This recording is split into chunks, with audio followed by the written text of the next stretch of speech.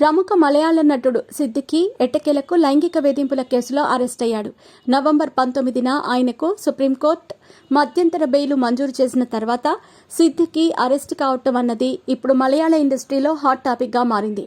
కొన్నాళ్ల క్రితం మలయాళ ఇండస్ట్రీలో హేమ కమిటీ సంచలనం సృష్టించిన సంగతి తెలిసిందే.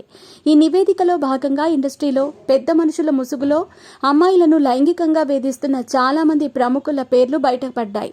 అయితే ఇది జరుగుతూ ఉండగానే మరోవైపు ప్రముఖ నటుడు సిద్దికీపై ఓ మహిళ లైంగిక వేధింపుల ఆరోపణలు చేసింది. ఈ మేరకు ఆయనపై కేసు నమోదు కాగా సిద్దికీ కొంతకాలం పరారీలో ఉన్నారు. ఆ తర్వాత అరెస్ట్ కాకుండా ముందస్తు బెయిల్ మంజూరయ్యాక నవ్వుతూ మీడియాకు ఫోజులిచ్చారు. ఇక అప్పటి నుంచి అరెస్టును ఏదో ఒక రకంగా తప్పించుకుంటూ వచ్చిన సిద్దికీ తాజాగా అరెస్ట్ అయినట్టుగా తెలుస్తోంది. ప్రస్తుతం ఆయనను పోలీసులు కోర్టులో హాజరుపరచబోతున్నారు.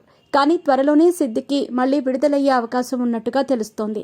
గతంలో సిద్దికీ వేసిన ముందస్తు బెయిల్ పిటిషన్ను కేరళ హైకోర్టు రిజెక్ట్ చేసింది. సుప్రీంకోర్టులో చివరి సెషన్లో ఈ విషయంపై 8 ఏళ్లుగా మౌనంగా ఉన్నందుకు బాధితురాల్ని ప్రశ్నించారు జడ్జి. ఆమె దగ్గరలోని పోలీస్ స్టేషన్లో కంప్లైంట్ చేయటానికి బదులుగా సోషల్ మీడియాలో కామెంట్స్ చేయటంపై ధర్మాసనం మండిపడింది. జస్టిస్ బేలా ఎన్ త్రివేది నేతృత్వంలోని సెషన్ కోర్టు మీకు ఫేస్బుక్లో పోస్ట్ చేసే ధైర్యం ఉంది కానీ పోలీస్ స్టేషన్కి వెళ్లే ధైర్యం మాత్రం లేదా అని మందలించారు. రేవతి తరపు న్యాయవాది మాట్లాడుతూ హేమ కమిటీ నివేదిక ఫలితాలు బయటకు వచ్చే వరకు నిజం బయటపడుతుందని, పోలీసులు తన కంప్లైంట్ను వింటారనే నమ్మకం తనకు రాలేదని చెప్పుకొచ్చారు.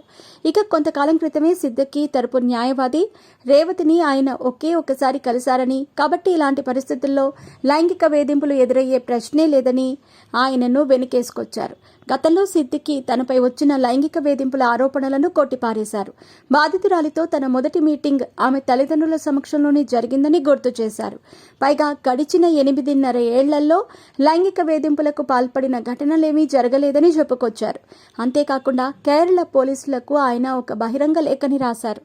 అందులో ఆమెను తాను సుఖమయిరి కట్టే అనే సినిమా ప్రీవ్యూ స్క్రీనింగ్ రోజున మాత్రమే చూశానని, అది 2016 జనవరి లేదా ఫిబ్రవరిలో జరిగిందని చెప్పుకొచ్చారు.